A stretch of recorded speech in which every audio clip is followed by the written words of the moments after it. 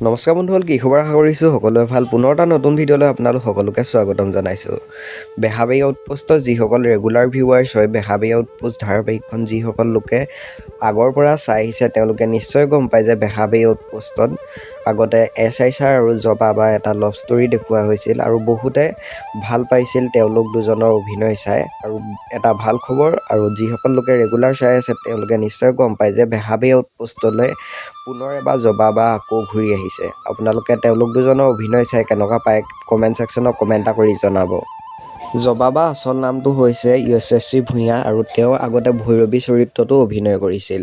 আপোনালোকে কেনেকুৱা পাইছে তেওঁ অভিনয় চাই কমেণ্ট ছেকশ্যনত কমেণ্ট এটা কৰি জনাব। আৰু যিসকল লোক বেহাৰবাৰী আউটপোষ্টৰ ৰেগুলাৰ ভিউৱাৰ্ছ হয় তেওঁলোকে নিশ্চয় দেখিছে তেওঁ বেহাৰবাৰী আউটপোষ্টলৈ পুনৰ এবাৰ ঘূৰি আহিছে।